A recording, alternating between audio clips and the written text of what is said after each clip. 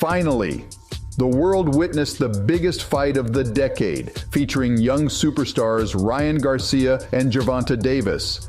The result was shocking, but if we break down every tiny detail, we will understand that the finish was planned long time ago.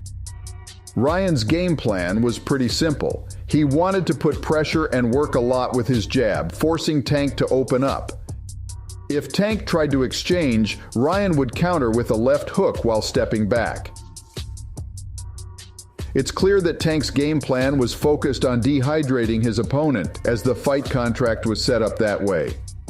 The fighters were fighting at catchweight, which was more favorable for the smaller Tank. After the weigh-in, Garcia wasn't allowed to fully recover and gain weight, only a certain percentage.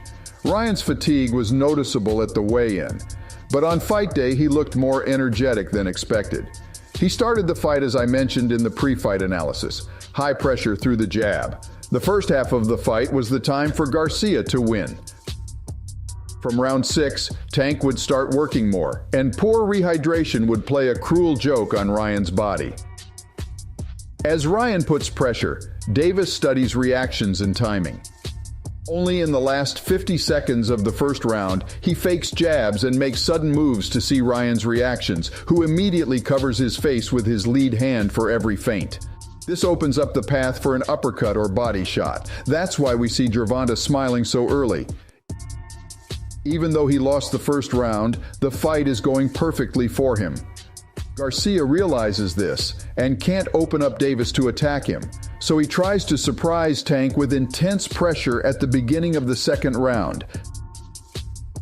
Davis attempts to clinch, but Ryan continues his work. He knows that with every second, Tank is studying him, so he does everything in his power to prevent it. With every attack, Garcia swings harder, and the harder he swings, the more noticeable the mistakes in his footwork become.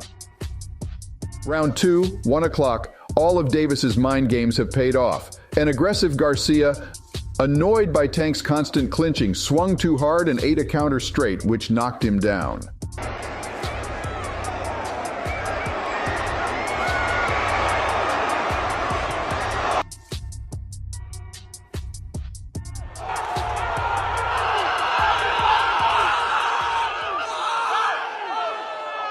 This knockdown completely ruined the fight for Ryan.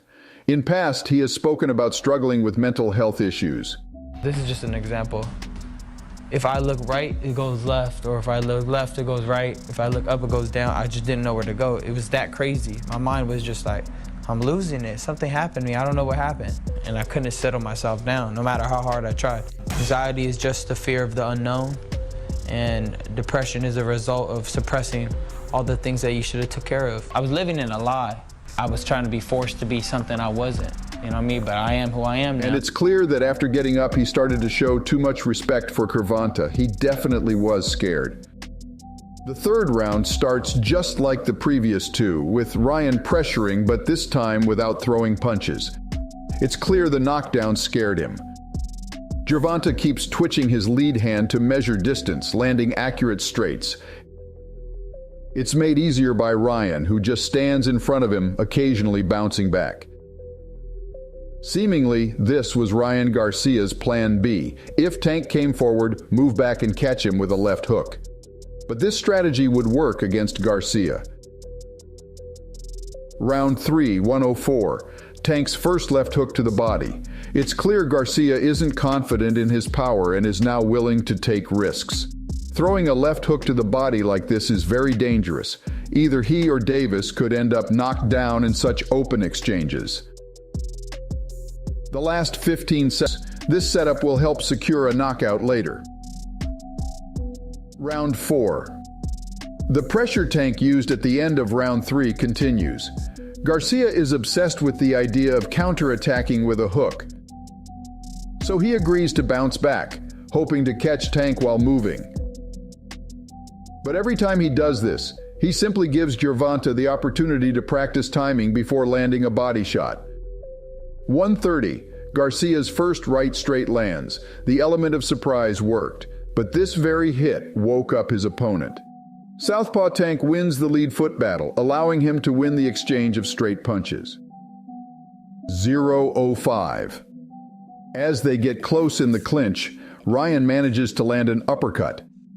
Round 5, 157, Garcia's jab counterattacks with a straight.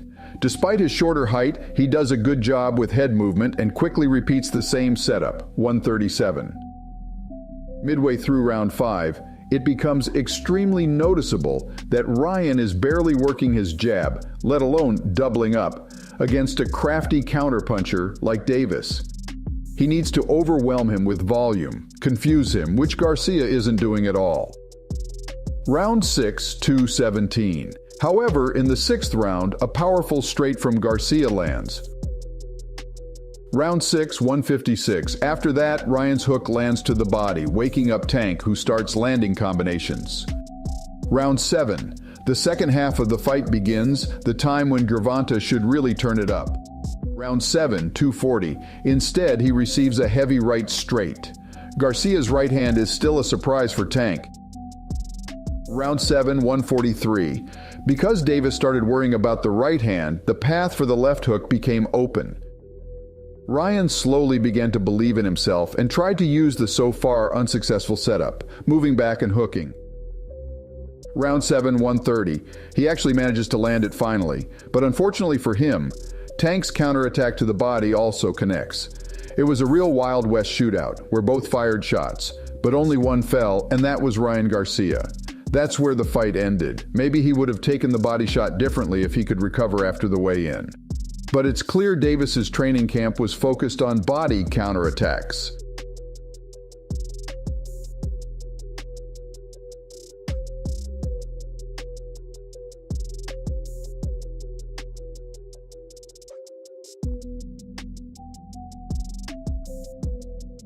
They knew a powerful liver shot would be too much for Ryan. After the fight, it becomes noticeable that despite the physical attributes and obvious boxing talent, Gervonta Davis is a fighter on a completely different level at the moment. His awareness, fighting IQ, composure, and ability to control emotions shone brightly against a bewildered Garcia.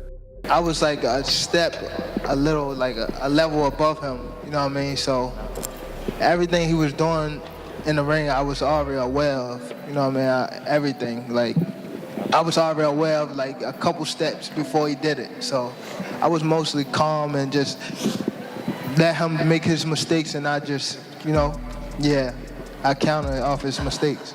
Do you think there will be a rematch in the future? If you have questions, you can go to my personal Instagram, link in the description.